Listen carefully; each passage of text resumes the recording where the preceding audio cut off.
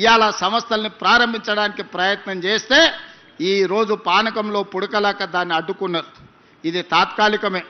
ఆ భూమి 2002-03లో ఎవరికో ప్రైవేటు వ్యక్తులకు కేటాయిస్తే 2024లో సుప్రీంకోర్టు వరకు వెళ్ళి కొట్లాడి 20 సంవత్సరాల పోరాటం తర్వాత ఆ భూమిని వెనక్కి రాష్ట్ర ప్రభుత్వానికి తీసుకొచ్చినాం.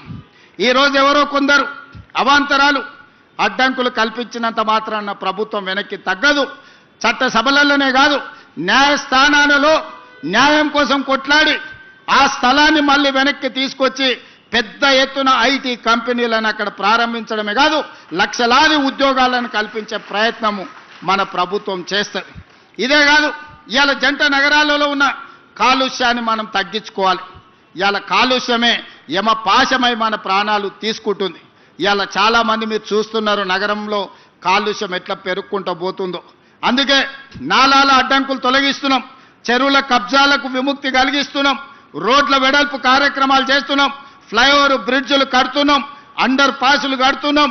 ఈరోజు ఎక్కడ ఏమి కావాలన్నా రాబోయే 100 సంవత్సరాలకు ఈ నగరం ఏ విధంగా ప్రజలకు ఉండాలో ఈరోజు బ్రహ్మాండమైన ప్రణాళికలతో ముందుకు వస్తున్నాం. మా మిత్రులు పొన్నం ప్రభాకర్ గారికి నేను ఆదేశాలు ఇచ్చిన, నగరంలో ఆర్టీసీ బస్సులు, డీజిల్ బస్సులు ఎక్కువ కాలుష్యాన్ని వెదజల్లుతున్నాయి. ఈ నగరంలో 3000 ఆర్టీసీ బస్సులు తిరుగుతున్నాయి. ఈ డీజిల్ 3000 ఆర్టీసీ బస్సులను ఔటర్ రింగ్ రోడ్డు లోపల వద్దు, బయటికి జిల్లాలకు తరలించండి. ఈ నగరంలో మొత్తం 3000 ఎలక్ట్రిక్ వెహికల్స్, ఎలక్ట్రిక్ ఆర్టీసీ బస్సులను మీకు ఇస్తామని చెప్పి కేంద్ర ప్రభుత్వంతో మాట్లాడి రాబోయే సంవత్సరం లోపల నగరంలో మొత్తం డీజిల్ బస్సులను నగరం అవతలికి తరలించడమే కాదు, 3000 ఎలక్ట్రిక్ బస్సులను నగరానికి అందించి కాలుష్యాన్ని తగ్గించే ప్రయత్నం చేస్తాం. ఇదే కాదు, ఈరోజు ఆటోలలో కూడా డీజిల్తో పాటు కిరోసిన్ లేకపోతే పెట్రోల్తో నడుపుతున్నారు. ఇవి కూడా కాలుష్యం పెంచుతున్నాయి. అందుకే నగరంలో ఆటోల కొనుగోలుని గత ప్రభుత్వం నిషేధించింది. కానీ నేను వచ్చిన తర్వాత నిషేధాన్ని సడలించి ఎలక్ట్రిక్ ఆటోలు కొనుక్కున్నా, లేకపోతే మన సిఎన్జి ఆటోలను కొనుక్కున్నా, మళ్ళా ఆటో కార్మికులకు కొత్త ఆటోలు కొనుక్కోవడానికి ఈరోజు అనుమతిస్తున్నాం. ఇవాళ ఆటో కార్మికులకు నేను విజ్ఞప్తి చేస్తున్నా, మీ డీజిల్ ఆటోలను తీసేయండి, ఎలక్ట్రిక్ ఈవీ ఆటోలు కొనుక్కోండి. ప్రభుత్వం వైపు నుంచి కూడా మీకు సహకారం అందించే బాధ్యత తీసుకోవడం. అదేవిధంగా ఊబర్, ఓలా, ఆర్టీసీ మీ ట్యాక్సీలు నడుపుతున్న కార్ల వాళ్ళకు కూడా ఈరోజు ఏ కారు కొనుక్కున్నా ₹1 కూడా రిజిస్ట్రేషన్ ఛార్జెస్ వాటి మీద పన్నులు లేవు. ఈరోజు ఎలక్ట్రిక్ వెహికల్స్ ఎవ్వరు కొనుక్కున్నా, అదానీ, అంబానీలు, టాటాలు, బిర్లాలు హైదరాబాద్లో ఎలక్ట్రిక్ వెహికల్ కొనుక్కున్నా వాళ్ళ మీద ₹1 కూడా పన్ను లేదు. 100% పన్ను రద్దు చేసినాం. ఎందుకు అంటే ఈరోజు కిరాయికి నడిచే ఊలా, ఊబరే కాదు, పెద్ద పెద్ద బిర్లాలు, టాటాలు కూడా ఈరోజు ఈ నగర కాలుష్యాన్ని తగ్గించాలంటే పెట్రోల్, డీజిల్ కార్లు కొనొద్దు అని ఈరోజు ఈవీ వెహికల్స్కి ట్యాక్స్ ఫ్రీ చేసినాం. దేశంలో ఎక్కడ లేదు ఈ విధానం. అందుకే ఈరోజు నగరంలో కొనుక్కునే ప్రతి వెహికల్ ఈవీ వెహికల్ కొనుక్కోండి, మీకు ₹1 కూడా పన్ను పడదు.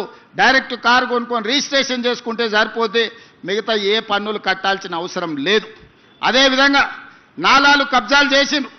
దాంతో వర్షాలు వచ్చినప్పుడు మురుగునీరుతో పాటు వర్షపు నీళ్ళన్నీ అడ్డం పడుతున్నాయి. ఇలా చిన్న వర్షం వస్తే రోడ్ల మీద నడుముల లోతు నీళ్లు నిలబడుతున్నాయి. ఎక్కడికక్కడ చెరువులు కబ్జాయని, నాలాలు కబ్జాయని. మరి నీళ్ళు ఎక్కడికి వెళ్ళాలి? నీళ్లు ఉండాల్సిన ప్రదేశంలో మనం అపార్ట్మెంట్స్ కట్టుకుంటే మనం ఉండాల్సిన ప్రాంతాన్ని నీళ్లు ఆక్రమించుకుంటున్నాయి. నీళ్లు రోడ్ల మీదకి రాలే. నీళ్లు ఉండాల్సిన చెరువులను, కుంటలను, నాలాలను మనం కబ్జా పెట్టుకుంటే ఆ నీళ్లు ఎక్కడికి పోవాలనో తెలవక నగర రోడ్ల మీదకి నీళ్లు వస్తున్నాయి. అందుకే ఈరోజు హైడ్రా ద్వారా అన్యాయంగా ఆక్రమించుకొని ఈ చెరువులలో కడితే వాటిని తొలగించే ప్రయత్నం చేస్తున్నాం. ఆ మధ్యకాలంలో మీరు చూసి ఉంటారు, అక్కినేని నాగార్జున గారు కన్వెన్షన్ విషయంలో ప్రభుత్వం తొలగించింది. తర్వాత నాగార్జున గారు గుర్తించి వారే స్వయంగా ముందుకొచ్చి 2 ఎకరాలు అక్కడ చెరువుకు స్వయంగా వారే నన్ను కలిసి అప్పచెప్పి నగర అభివృద్ధిలో నేను ఒక హీరోగా ముందుంటా, మీరు ఒక మంచి సంకల్పంతో ఈరోజు ఆ చెరువును మీరు అభివృద్ధి చేస్తున్నారని చెప్పి 2 ఎకరాల స్థలాన్ని నాగార్జున గారు వాలంటీర్గా ముందుకొచ్చి ఈరోజు మనకు వారు హ్యాండ్ ఓవర్ చేయడం జరిగింది.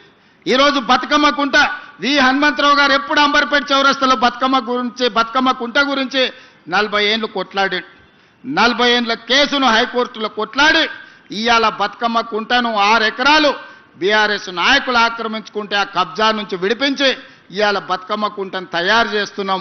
వచ్చే బతుకమ్మ కుంట అంబర్పేటలో మా ఆడబిడ్డలతో ఆడిపించే కార్యక్రమాలు తీసుకెళ్తున్నాం. ఇవాళ మిత్రులారా, కోర్ అర్బన్ రీజన్ కావచ్చు, సెమీ అర్బన్